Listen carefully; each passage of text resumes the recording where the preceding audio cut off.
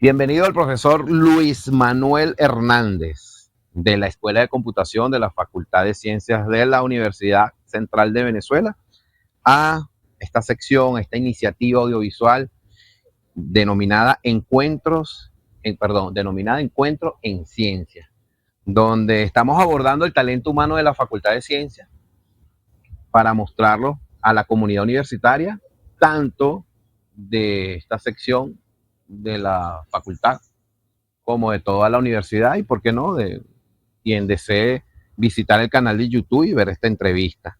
Más que una entrevista, una conversación. Ese es el planteamiento y es la dinámica de lo que vamos a realizar y lo que venimos realizando. Profesor Luis Manuel, un poco para iniciar, coméntenos sobre usted, sobre su historia. No hay tanta historia, soy joven todavía. No, exacto. Bueno, mi nombre es Luis Manuel Hernández Ramos, soy profesor de la Escuela de Computación, Centro de Cálculo Científico y Tecnológico. Tengo ya casi 30 años de docencia en la universidad, docencia e investigación en la Facultad de Ciencia. A pesar de que tengo 52 años solamente, empecé bastante joven como profesor a los 22 años. Aunque nací aquí mismo en la Universidad Central de Venezuela, en el Hospital Clínico, me crié en Cumaná. Estudié mi primaria primero aquí en Caracas, algunos años en el Colegio Carlos Delgado Chalbo en Coche, y después me fui a Cumaná, donde estudié en la Escuela Anexa a la Normal Pedro Arnal. Mi bachillerato en el Liceo Luis Graterol Bolívar, de Cumaná también, y mi diversificado en el Liceo Pedro Arnal de Cumaná. Bien jovencito, a los 16 años, me vine para acá, para Caracas. Afortunadamente tenía a mi abuela que se había venido cuando mis tíos vinieron a estudiar, y vivía aquí al ladito de la Facultad de Ciencias. Decidí estudiar computación porque no sabía qué más estudiar. En realidad me gustaba todo y pensé que computación era una manera de postergar la decisión. Como efectivamente sucedió, o sea, estudiando computación, después pude dedicarme a lo que en verdad más me gustaba, que era la matemática. ¿Okay? Hago matemáticas de la computación, ese es mi tema de investigación y de docencia también.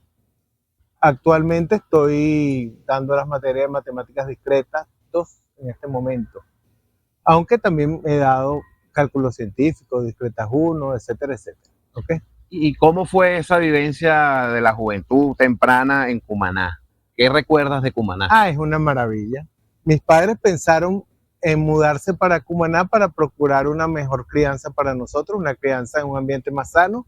Y bueno, maravilloso, maravilloso, porque fue un ambiente de mucha amistad, de playas y también de natación, porque practiqué natación a nivel competitivo, bueno, no exageradamente competitivo, pero sí a nivel estadal representé a Sucre en varias competencias. ¿Qué es lo que más extrañas de Cumaná? A todo, todo de Cumaná. Sí, extraño mucho Cumaná, a mí me gusta mucho, sobre todo, bueno, mis playas y mi gente, sí. Contabas que te viniste a temprana edad, a los 16 años, a Caracas. Sí. ¿Cómo fue ese choque de salir de Cumaná, llegar a Caracas? Sobre todo por el tema de la bulla, de ese estrés caraqueño con respecto a Cumaná. Bueno, bastante difícil. En principio, bueno, pensé devolverme varias veces. Sí, no fue fácil la adaptación. Pero sobre todo porque allá, por ejemplo, los vecinos son familia. Todo el mundo es como familia. Entonces aquí la cosa no era tan así. ¿Ok? Entonces me costó un poquitico. Pero bueno, después me adapté, hice amistades aquí en la carrera, un montón de amigos, gente de las personas que estudiaban conmigo, y bueno, al final de la carrera estaba súper adaptado. Profesor, ¿cómo fueron sus inicios como estudiante universitario aquí en la universidad?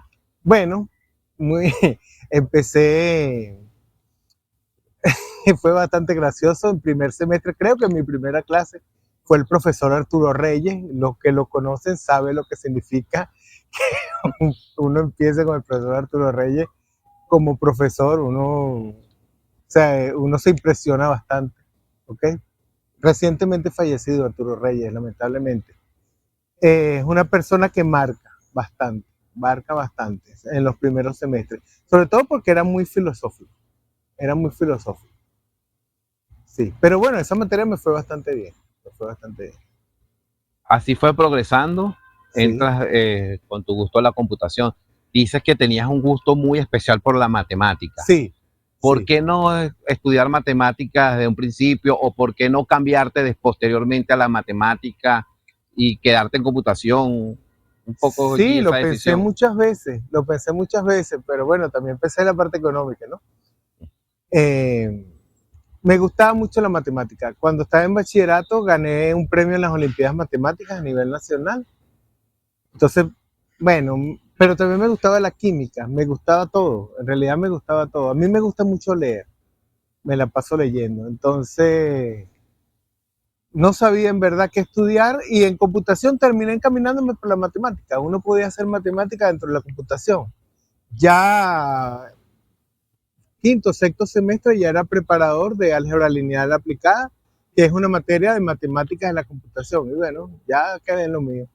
Profesor, su carrera de estudios, como, valga la redundancia, como estudiante, eh, tiene estudios de cuarto nivel, tiene un Sí, poco, sí, nos puede hablar de, por de proceso. supuesto. Sí, sí. Después que me gradué de la licenciatura en computación, me puse a hacer la maestría en ciencias de la computación, en análisis numérico.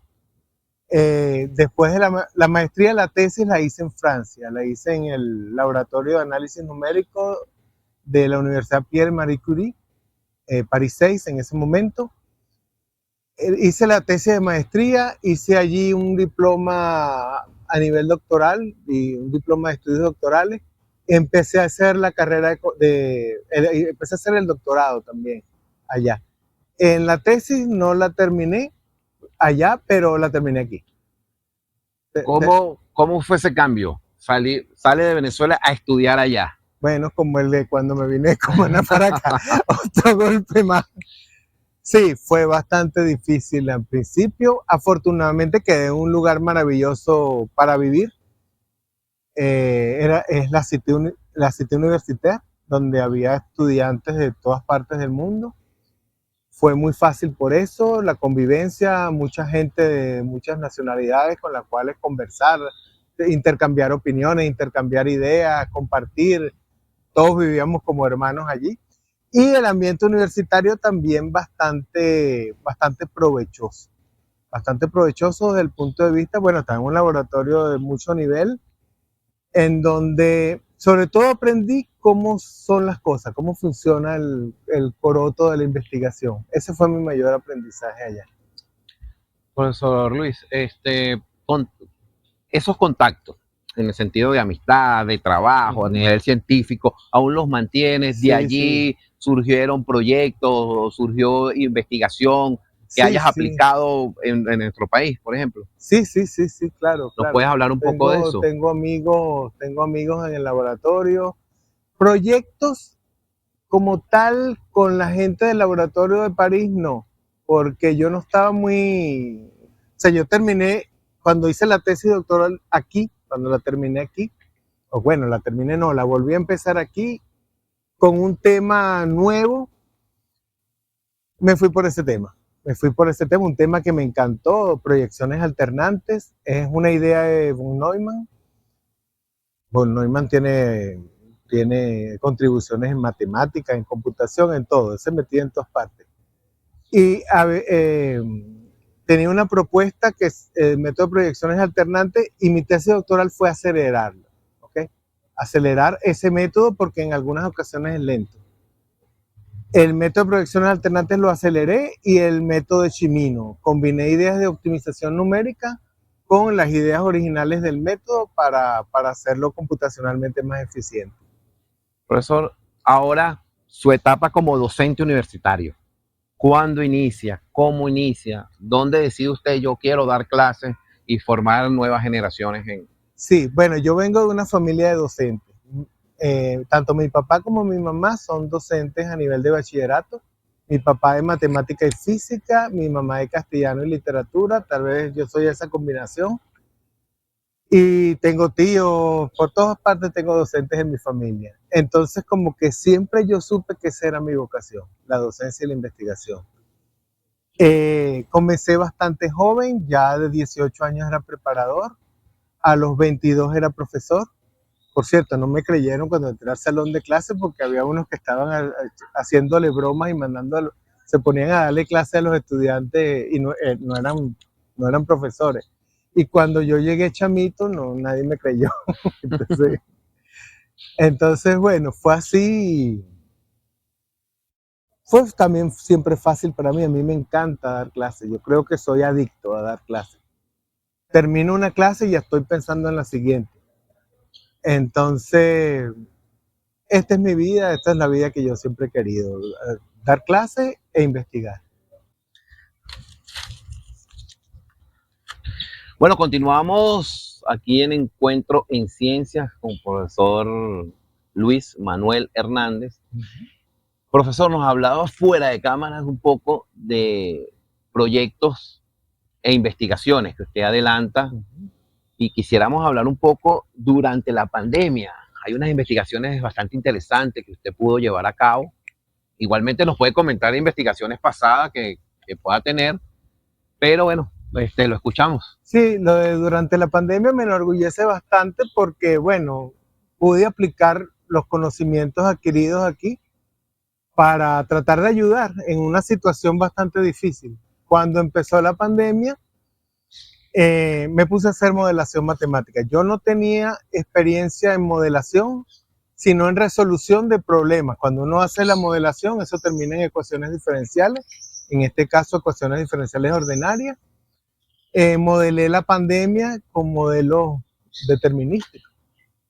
Y bueno, con eso aprendí muchísimo y aprendí otras cosas relacionadas. Estuve ayudando a la gobernación del estado Miranda, a la Secretaría de Ciencia y Tecnología, y me comunicaba con personas de la Comisión Presidencial y me comunicaba también con personas de salud de Miranda.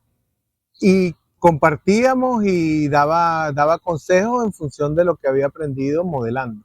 Profesor, para quienes quizás no tengamos ese background científico o de lenguaje técnico, explicarlo un poco de una manera más coloquial, sobre todo para quien, a ver, sí. ¿En qué se basa esa aplicación o esa investigación? ¿Cómo se desarrolla? Sí, en principio, claro, la modelación es representar mediante ecuaciones una situación. En este caso era el crecimiento de la epidemia. ¿Ok? Entonces eso se modelaba con algo llamado ecuaciones diferenciales, que son ecuaciones en donde están presentes derivadas. ¿Ok? Ahora, esas ecuaciones diferenciales representan el fenómeno que está ocurriendo. Cuando uno los modela, también tiene que resolverlo. Esa era la parte donde yo tenía experticia, no tanto en la parte de modelación. Afortunadamente, porque a lo mejor es más complicada. Eso se modeló, ese problema se modeló utilizando esas ecuaciones diferenciales y se implementó en un software que solucionara. Claro. Claro, esos modelos tienen unos parámetros que son difíciles de estimar y que para estimarlos yo empecé a recolectar datos que me daban las instituciones. Y con esos datos también había algo que se llama el factor de reproducción del virus. Es un numerito que si está por encima de uno, la epidemia está creciendo y si está por debajo de uno, la epidemia está contrayéndose. Entonces yo calculaba todos los días el factor de reproducción a nivel nacional con los datos que me proporcionaban y a nivel estatal, el estado Miranda, por municipios y por región, por ejes territoriales. Sí. Esta investigación, que evidentemente en su momento era, imagino, de gran importancia, actualmente igual, porque la pandemia, más allá de que sea quizás normalizado, todavía hay casos, tanto nacionales como internacionales. ¿qué enseñanzas y qué aplicación práctica ahora se le puede dar en otros ámbitos? Bueno, lo de ecuaciones diferenciales, casi todo lo que se modela en física se modela utilizando ecuaciones diferenciales. Entonces, eso es un aprendizaje que sirve para todo. Claro. Ahora, lo de la pandemia es importante, o sea, para mí fue revelador ver cómo se comporta una pandemia, ¿ok? Esa modelación con ecuaciones diferenciales me dijo a mí cosas que me asustaron al principio, ¿no? Porque de allí se desprende, por ejemplo, que una epidemia en principio tiene un comportamiento exponencial. Y bueno, que había que hacer todo lo posible para tratar de reducir esa tasa de crecimiento lo más pronto posible. Porque cuando crece mucho, una exponencial en realidad no significa que el crecimiento es mucho. Una exponencial dice, lo que significa es que el crecimiento es proporcional a su altura. Mientras más crece, más rápido crece. Entonces, por supuesto, si uno quiere reducir la epidemia, no la puedes atajar cuando está muy crecida, porque ahí es cuando crece más rápido. Tienes que atacarla de raíz. Eso fue un aprendizaje que yo traté de propagar por todo el que pudiera tener influencia en las políticas de salud. Y bueno, me quedó ese aprendizaje a mí y a todo me imagino que a todo el que le dije cómo funciona la cosa. Y en la actualidad, profesor, ¿qué tipo de investigación o qué temática dentro de su área de experticia está desarrollando o quiere desarrollar? Bueno, me estoy metiendo un poquito con inteligencia artificial. Eh, la inteligencia artificial de fondo es matemática, tiene algo de matemática. El aprendizaje, por ejemplo, en las redes neuronales es un problema de optimización numérica y ese es parte del área que nosotros desarrollamos en el centro. Entonces, últimamente tuvimos unos tesistas de pregrado en donde ellos aprendieron, el objetivo era que aprendieran tanto la parte matemática, donde estaba yo, como la parte computacional, que la hizo un colega, los tutorió allí en esa parte un colega Eugenio Escalice. Entonces, esos muchachos están súper formados, porque tienen las dos partes. En este momento en donde eso está en boga, ellos tuvieron una mención honorífica en su trabajo especial de grado. También otra cosa que tiene más que ver con lo que hice en la tesis doctoral, hay unos casos de la tesis doctoral que en la tesis doctoral no se plantearon o en ese momento no había las herramientas. Bueno, ya las tengo, ya tengo las herramientas y por ahí va a salir algo, por ahí va a salir algo. Profesor, hablando de la inteligencia artificial, ahorita la inteligencia artificial está en boga. Para quienes no somos científicos, quizás nos venden que está en todos lados, en lo más cotidiano ya se habla de inteligencia artificial, hasta un teléfono tiene una cámara que aplica inteligencia artificial. Pero a nivel de la evolución, ¿cómo la visualiza usted como computista, matemático y científico, el alcance de la inteligencia artificial? En el corto, vamos a poner en el corto y mediano plazo. Bueno, hubo un profesor llamado Carlos Domingo, uno de los fundadores de la Escuela de Computación. Yo hablé con él una sola vez y él me dijo que en computación nada se puede predecir. Todo lo que uno cree que va a pasar no pasa y lo que uno no cree que va a pasar pasa. Entonces, bueno, es difícil saberlo. La inteligencia artificial es una herramienta que se puede aplicar en muchísimas cosas, ¿ok? Ahorita está de moda, está en boga, está en crecimiento. Pero hay que ver también cuáles son las limitaciones. Y yo creo que para saber cuáles son las limitaciones, la matemática ayuda, porque en el fondo son las limitaciones que tiene la matemática allí. Por ejemplo, el aprendizaje de redes neuronales en el fondo es un problema de aproximación de funciones. Uno tiene una serie de puntos, de datos, y uno quiere una función que aproxime, no solo que aproxime todos esos puntos, que aproxime todos esos datos, sino que tenga la capacidad de generalizar, de predecir. Es decir, si uno tiene otro dato, que esa función que uno la utilizó para aproximar pase también por allí. Entonces eso se se hace, bueno, un problema de optimización. Yo me voy a buscar la función que mejor pase por esos datos. Pero eso también tiene dificultades, ¿no? Eso no es la panacea. Eh, porque ese problema de optimización es un problema de optimización con probablemente muchos puntos críticos, muchos mínimos, máximos, y eso dificulta los algoritmos. Entonces uno no sabe si la función que uno encuentra, la solución que uno encuentra es la óptima, es difícil saberlo. Entonces, Interesante. sabiendo qué es lo que hay detrás, uno tiene más cuidado, utilizándola. Esa conceptualización, Ujú. quizás más preventiva o que tiene su reserva en cuanto a la inteligencia artificial. Ahora, ¿cómo se estudia la inteligencia artificial dentro de una universidad? ¿O cómo debería ser? Incluyendo el componente ético de ella. Sí, bueno, lo que pasa es que son muchas disciplinas que se están uniendo. Entonces, todavía aquí no está consolidada como una carrera de inteligencia artificial o un posgrado de inteligencia artificial. Eh, Fíjense que lo que yo les acabo de decir, hay una colaboración entre disciplinas, los matemáticos con lo que hacen la parte computacional. Entonces, todavía hay, esas disciplinas se tienen que ir consolidando en algo concreto, pues. Sí, eso. Pero a mí me gustaría resaltar eh, otras cosas, que es la parte de que son temas que son de interés nacional. Son temas de interés nacional, bueno, todas las ciencias en realidad son de interés nacional, son de interés estratégico nacional. Eso tiene que comprenderlo el Estado, ¿okay? Porque es interés de Estado.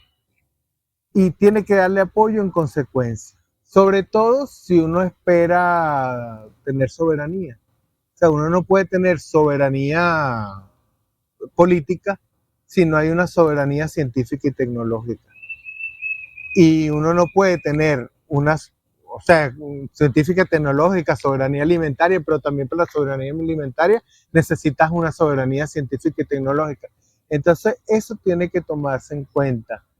Y ahorita que está de moda y nos van a vender un montón de cosas con inteligencia artificial y no, algunas cosas serán fake y otras cosas no. O sea, es bueno que haya gente preparada en esos temas de fondo, no solo utilizar las cosas, sino de lo que hay de fondo, lo que hay adentro. Y eso no tenemos mucha gente preparada. Profesor, ¿qué tan importantes son los datos? Lo que se denomina el análisis de datos para la toma de decisiones nacionales en cuanto a lo que está Sí. comentando. Por ejemplo, mira, la mayoría de las cosas que hay en inteligencia artificial, de la parte teórica, muchas de las cosas son viejas. Pero, ¿qué es lo que hace que en este momento haya la explosión?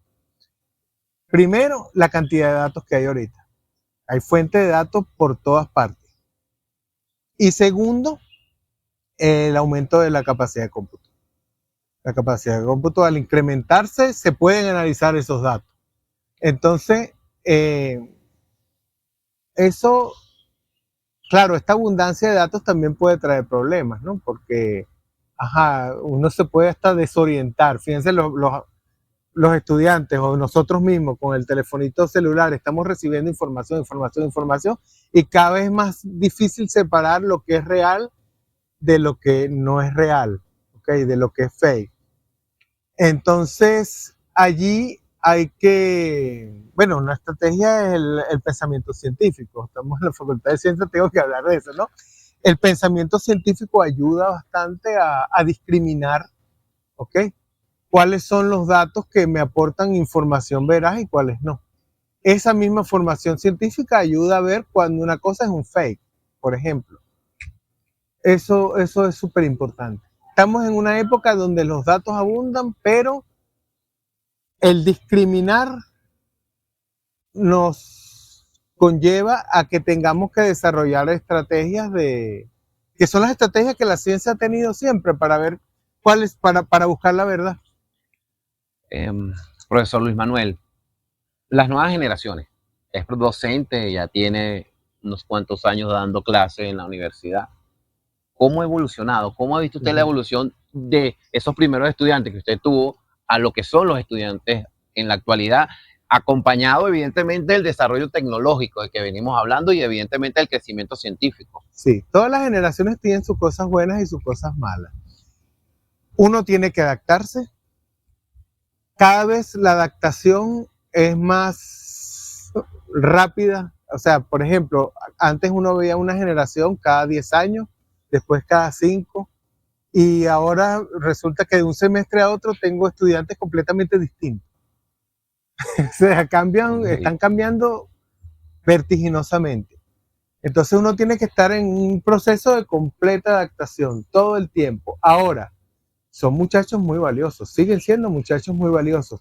Tienen sus fallas por, bueno, toda esta situación pandemia, etcétera, etcétera, han hecho, por una parte, por ejemplo, que haya materias que no hayan visto en bachillerato que tendrían que ver. Pero por otro lado, y se los dije ayer en la mañana, cóntale, ustedes son la generación más autodidacta que yo he visto. Porque ellos en pandemia desarrollaron esas habilidades de poder estudiar por sí solos. Y eso en la ciencia es importantísimo. Eso es muy importante, bueno, en la vida. Los retos, profesor Luis Manuel, los retos de cara al futuro próximo, a corto, mediano y hasta largo plazo, podríamos hablar de la educación universitaria desde la perspectiva científica. ¿Cuál que usted cree que son los principales retos? Sí, bueno, estamos en un momento difícil. Estamos en un momento bastante difícil. Yo veo por parte de algunas instituciones del gobierno, veo una iniciativa muy positiva de tratar de estimular a los jóvenes a que estudien ciencia. Eso es completamente positivo. De hecho, yo estoy en uno de esos programa de la Olimpiada Juvenil de Ciencias del Estado Miranda, que ayuda a motivar a los estudiantes a que vayan a hacer ciencia. También están los semilleros científicos. Esas son iniciativas completamente positivas. ¿Qué actividades se desarrollan en esas iniciativas que Sí, está comentando? hay profesores aquí, los de semilleros científicos están tomando estudiantes de élite y los están formando y los están llevando a Irán, etcétera, etcétera. Y la Olimpiada Científica Juvenil, a pesar de que parezca un concurso, tiene muchas cosas detrás, porque hay una etapa de formación de docentes para que los docentes aprendan a enseñar a hacer indagación científica, etcétera, etcétera. O sea, es un programa bastante interesante que, que bueno, motiva a los estudiantes. Hay gente que viene de Barlovento, que nunca ha visto nunca un laboratorio y vienen aquí o vienen a donde se hace la prueba experimental y cuando ven eso quedan impresionados y quieren estudiar ciencia en consecuencia. Eso es muy positivo. Sin embargo, bueno, está la parte de que no es suficiente. Tú tienes que garantizarle a la persona que hace ciencia todas las herramientas necesarias para que haga ciencia, para que se haga ciencia y también, bueno, garantizar una vida donde no tenga que preocuparse por otras cosas, pues. Entonces, si eso no se logra, esa motivación, muchos que pudieran estar motivados a hacer una carrera científica, no lo van a querer hacer porque se van a ir a donde está el dinero, pues donde pueden comer. Entonces, eso tiene que haber un programa más integral, tiene que ser más integral. Y siempre tomando en cuenta que la ciencia, como lo dije antes, es estratégica para un país, es estratégica.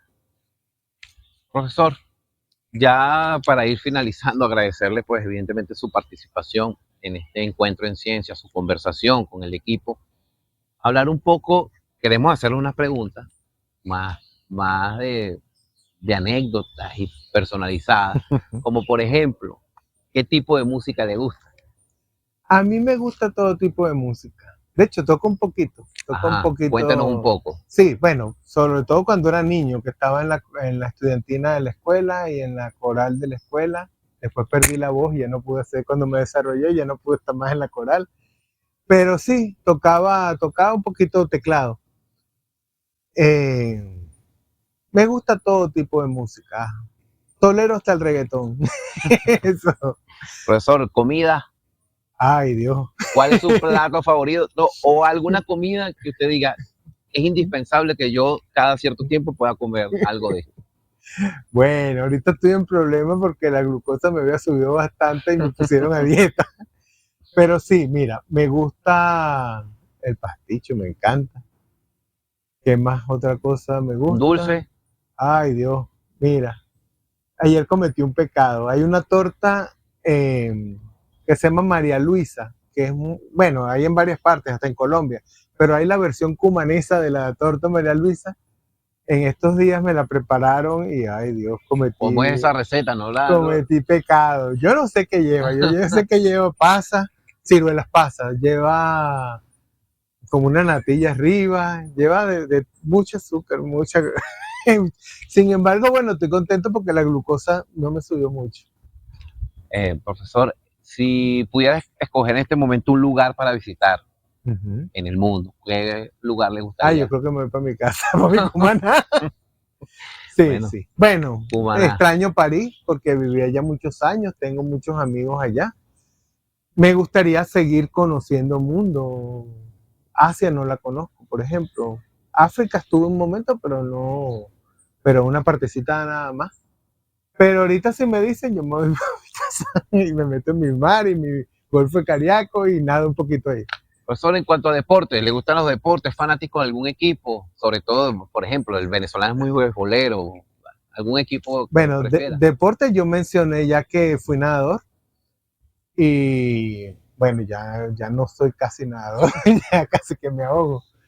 Y de deporte sí, me gusta mucho el basquetbol, a pesar de que en Cumaná no lo conocí fue aquí en la Facultad de Ciencias, que empecé a jugar basquetbol aquí, malísimo, por supuesto, sí, nunca practiqué, era malo, pero me gusta, fanático de Marino, de Oriente, por oriental, pero ya ese equipo no existe.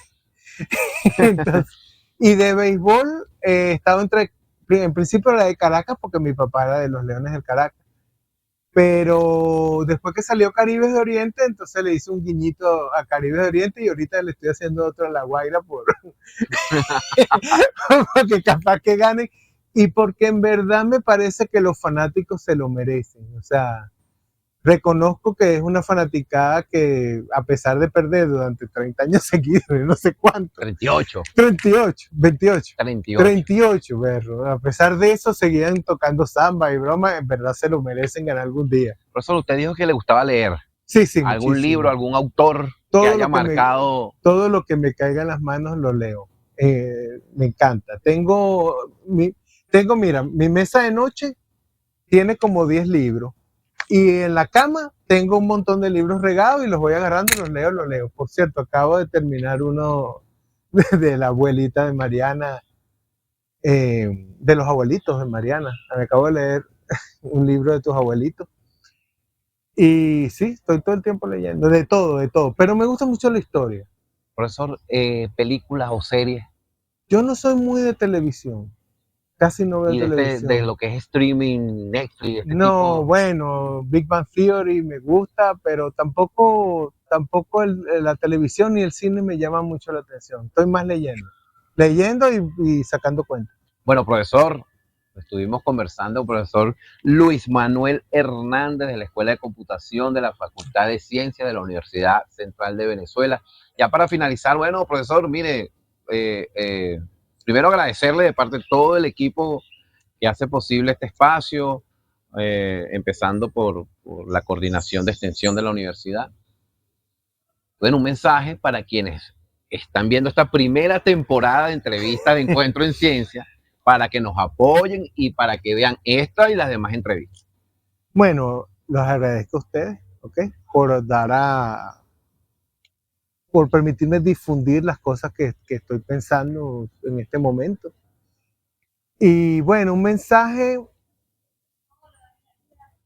no menosprecien en la matemática, ¿ok?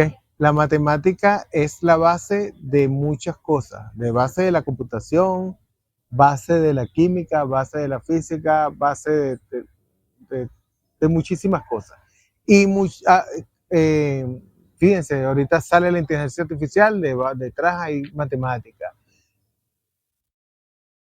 no la dejemos como que, bueno, eso es lo que no sirve para nada, eso es todo lo contrario. Correcto. Sí, Bueno, muchas gracias, profesor. Un placer haberlo tenido en Encuentro en Ciencias. bueno, gracias.